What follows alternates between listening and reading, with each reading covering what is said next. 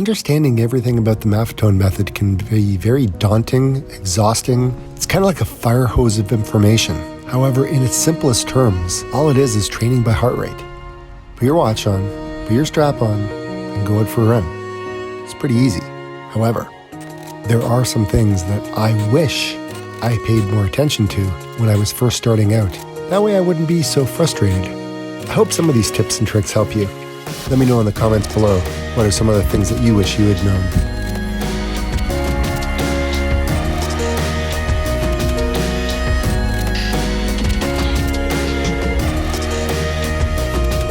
It's always a work in progress. You have to just go with the flow, set up your plan, and just know that you're gonna be just fine. This is kind of a surprise.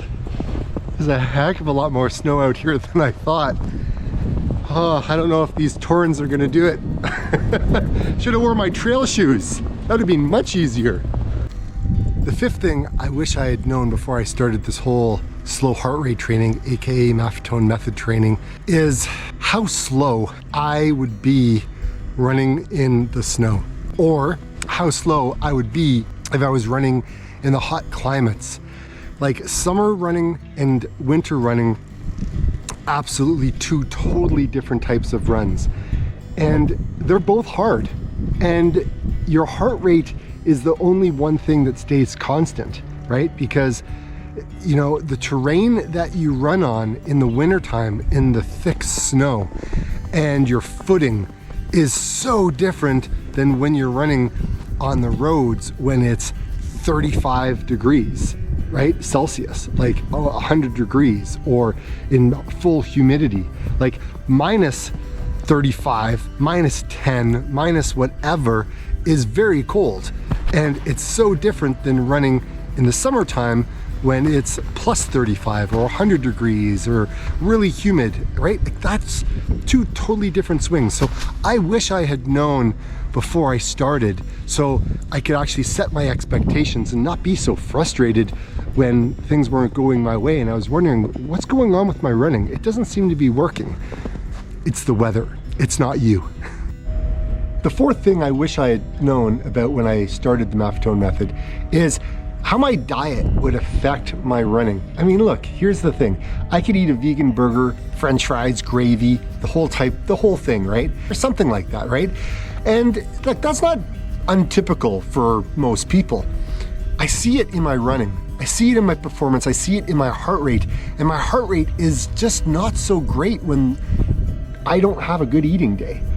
But again, now that I know these things, I don't beat myself up about it and I move on.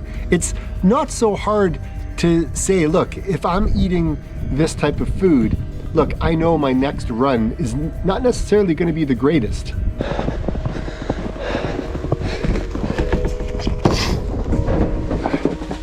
This has to be the worst toilet paper.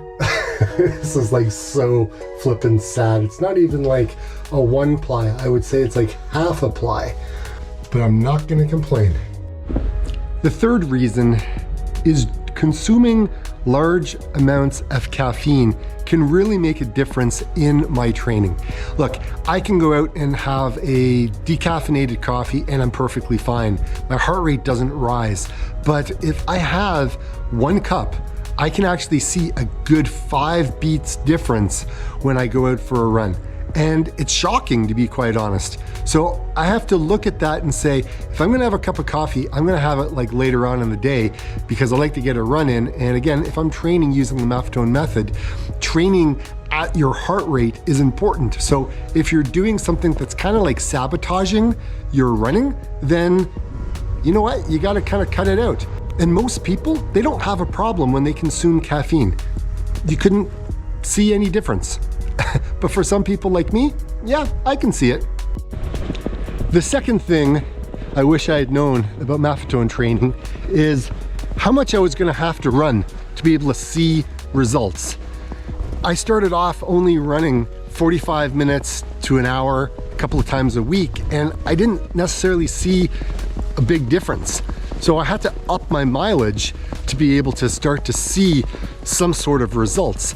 And for some of you, that may be a hard pill to swallow because you don't have a lot of time. So that may not be, you know, the type of training that you need to be doing to be able to see the results that you want to see.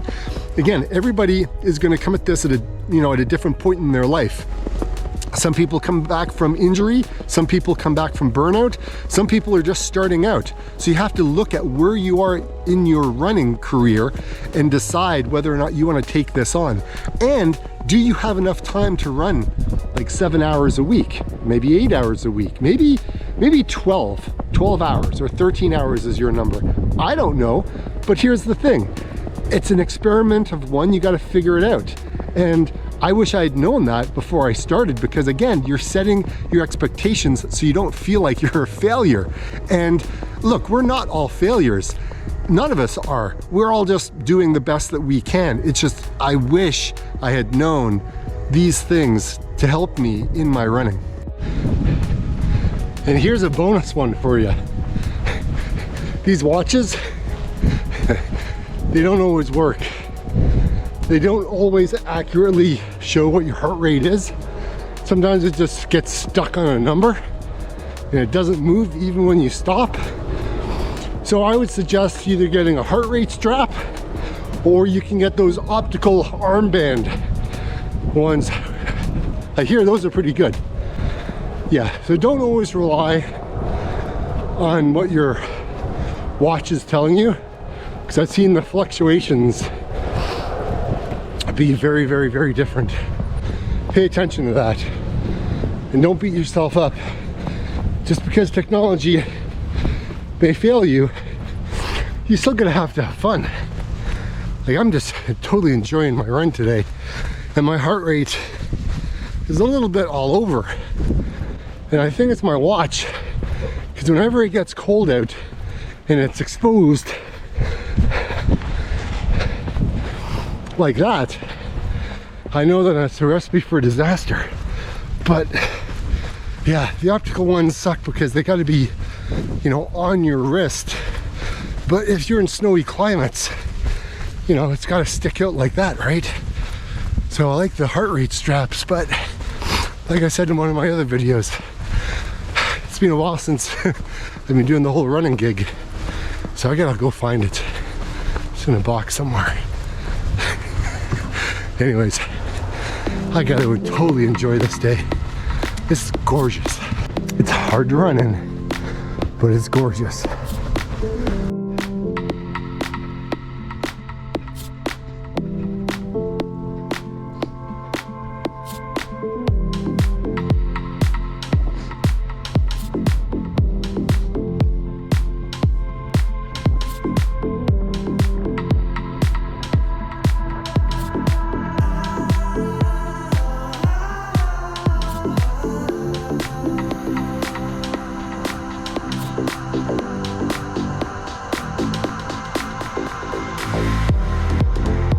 And the number one thing that I wish I had known before I started training using the Maffetone method, it's setting your expectations so you don't get frustrated and stop. Look, building this house back here, right? There has to be a plan in place for that building to go up. It just doesn't happen on day one. They don't just start building walls and putting roofs on things. Like, it doesn't happen like that. You need to understand what's going on. You need to read the blueprints. And if the blueprints to your building, to your training plan, to your fitness, right? If you don't have that nailed down, then sometimes it can be frustrating, right? Like, if you're just running for fun, awesome. If you're running for a time goal, you need to know that.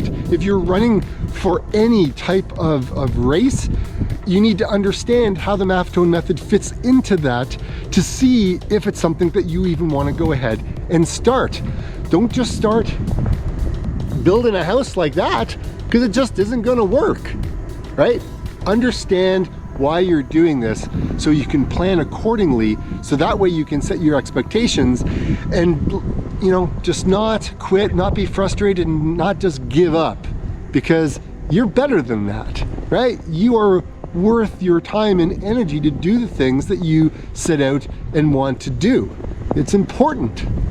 right? Even if it's a little goal, it doesn't matter. It's for you, and you, that's what matters. You're the important one.